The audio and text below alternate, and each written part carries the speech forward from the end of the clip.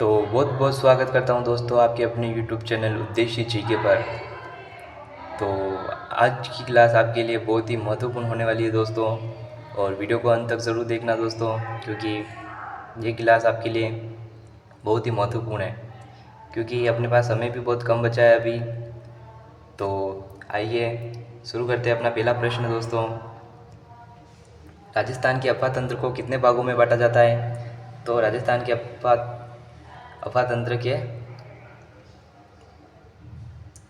तंत्र को कितने भागों में बांटा जाता है? तो 2 भागों में, 3 भागों में, 4 भागों में या 5 भागों में? तो राजस्थान के अफवाह तंत्र को 3 भागों में बांटा जाता है दोस्तों। दूसरा प्रश्न दोस्तों, अरावली राजस्थान को कितने भागों में बांटती है? 2 भागों में, 4 भागों में, 3 भागों में, 8 भागों में? तो अरावली राजस्थान को 2 भागों में बांटती है दोस्तों। नदी जल के कटाव से बनी उबड़ खाबड़ भूमि क्या कहलाती है? बंजर, उत्खात भूमि, उपजाऊ खेत? तो नदी जल के कटाव से बनी उबड़ खाबड़ भूमि उत्खात भूमि कहलाती है दोस्तों। चौथा प्रश्न, भौतिक दशाओं एवं मानवीय कार्यों द्वारा जब उपजाऊ भूमि बंजर व रेतीली मिट्टी में परिवर्तन हो जाती है तो उस प्रक्रिया को कहते हैं जल अपर्दन, मृदा अपर्दन, बालू का स्तूप या मरुस्थलीकरण? तो उस प्रक्रिया को क्या कहते हैं दोस्तों? मरुस्थलीकरण।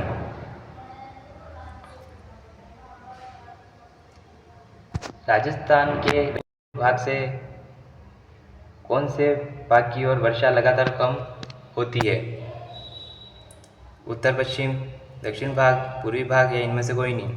तो राजस्थान के दक्षिण पूर्व भाग से कौन से भाग की ओर वर्षा लगातार कम होती है दोस्तों? तो उत्तर पश्चिम।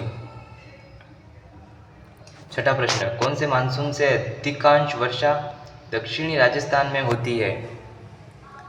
अरब सागर, बंगाल की खाड़ी, जैन सागर या हिंद महासागर? तो अरब सागर से। सातवां प्रश्न, बंगाल की खाड़ी के मानसून से राजस्थान में अधिक वर्षा होती है, जो अधिकांश कहाँ होती है दोस्तों? दक्षिण राजस्थान, पश्चिम राजस्थान, उत्तरी पूर्वी राजस्थान या पूर्वी राजस्थान? तो पूर्वी राजस्थान।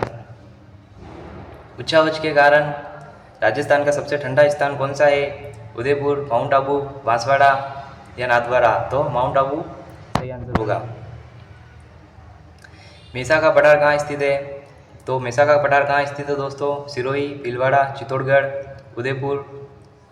तो मेसा का पठार चित्तौड़गढ़ में स्थित है। हरित क्रांति किससे संबंधित है? तो हरित क्रांति किससे संबंधित है दोस्तों? मछली उत्पादन से, खाद्यान्न उत्पादन से, आलू उत्पादन से या दूध उत्पादन से? तो हरित क्रांति खाद्यान्न उत्पादन से संबंधित है। किस भौतिक प्रदेश की अधिकांश मृदा लावा निर्मित मध्यम काली मिट्टी पाई जाती है, जो अत्यधिक उपजाऊ है?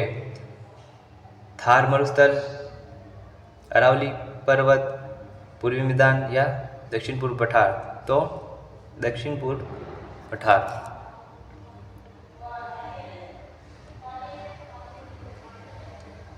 12वां प्रश्न, चंबल नदी के आसपास कोठा से धौलपुर तक का क्षेत्र खालिस्तान के कारण अत्यधिक उबड़ खाबड़ हो गया, तो मरुस्थलीकरण, अरावली, जल अपर्दन या इनमें से कोई नहीं? तो जल अपर्दन के कारण इसका ये होगा।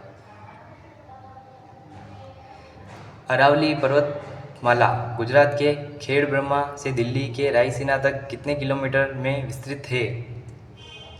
550, 692, 1050 या 693? तो 692 भी इसका सही आंसर। अरावली पर्वतमाला का विस्तार राजस्थान में दक्षिण पश्चिम से उत्तर पूर्व दिशा में कितने प्रतिशत भाग पर है? तो 9%, 10%, 8% या 11%? तो 9%। 15वां प्रश्न दोस्तों, रेतीली मिट्टी व रेत के टीले जिन्हें स्थानीय भाषा में खालिस्तान कहते हैं, कुबड़पट्टी, मरुस्थल, धोरे या झील? तो क्या कहते हैं दोस्तों? धोरे। विराट के अलावा खालिस्तान ही ऐसा स्थान है जहाँ बुना हुआ वस्त्र प्राप्त हुआ। तो आहड़, गणेश्वर, कालीबंगा या बालाथल। तो विराट के अलावा बालाथल ही ऐसा स्थान जहाँ बुना हुआ वस्त्र प्राप्त हुआ है। तो बालाथल इसका सही आंसर होगा दोस्तों। 17वां प्रश्न दोस्तों, किस सभ्यता को ताम्र संचयी संस्कृति कहा जाता है? तो कौन सी सभ्यता है दोस्तों? आहड़ सभ्यता, गणेश्वर सभ्यता, बालाथल सभ्यता, विराट सभ्यता। तो गणेश्वर सभ्यता इसका सही आंसर होगा। कालीबंगा सभ्यता प्रमुख स्थल कालीबंगा किस नदी के किनारे स्थित है? तो कातली नदी, घग्गर नदी, चंबल नदी, आड़ नदी। तो ये घग्गर नदी के किनारे स्थित है। 19वां प्रश्न दोस्तों, राजस्थान के प्रथम निर्वाचित मुख्यमंत्री थे टीकाराम पालीवाल, हरिदेव जोशी, जय नारायण व्यास या मोहनलाल सुगड़िया। तो टीकाराम पालीवाल। लोहा गलाने की भट्टियों के प्रमाण किस सभ्यता से मिले? तो लोहा गलाने की भट्टियों के प्रमाण किस सभ्यता से मिले दोस्तों? गणेश्वर, आहड़, बालाथल या कालीबंगा। तो ये बालाथल सभ्यता से मिले। उदयपुर के पूर्व में आहड़ बेड़च नदी के किनारे 2 टीले दिखाई देते हैं जिनको स्थानीय लोग क्या कहते हैं? धूलकोट, आयड़, बेड़च, बेराट। तो क्या कहते हैं दोस्तों? धूलकोट। गोराधाय बावड़ी कहाँ स्थित है दोस्तों? गोराधाय बावड़ी कोटा, जोधपुर, बीकानेर या बूंदी। तो ये जोधपुर में स्थित है। कालीबंगा सभ्यता के मकानों में किसका प्रयोग किया गया था? तो कालीबंगा सभ्यता के मकानों में किसका प्रयोग किया गया था दोस्तों? पत्थरों का, ईंटों का, मिट्टी का या लकड़ियों का? तो ईंटों का प्रयोग किया गया। कालीबंगा सभ्यता की खोज किसने की? अमलानंद घोष ने, जमनालाल बजाज ने, आचार्य तुलसी, स्वामी केशवानंद। तो कालीबंगा सभ्यता की खोज अमलानंद घोष ने की। जयपुर और उसके आसपास के क्षेत्र की भाषा क्या कहलाती है? मारवाड़ी, मेवाड़ी, बागड़ी या ढूंढाड़ी। तो जयपुर व उसके आसपास क्षेत्र की भाषा ढूंढाड़ी कहलाती है दोस्तों। मत्स्य जनपद की राजधानी थी। तो मत्स्य जनपद की राजधानी क्या थी दोस्तों? मथुरा, विराटनगर, वागोड़ या इनमें से कोई नहीं। तो मत्स्य जनपद की राजधानी विराटनगर थी। 27वां प्रश्न दोस्तों, मत्स्य जनपद का उल्लेख कौन से वेद से मिलता है? ऋग्वेद, यजुर्वेद, सामवेद, अथर्ववेद। तो ये ऋग्वेद इसका सही आंसर होगा। राजस्थान का पूर्व से पश्चिम तक का विस्तार बताइए।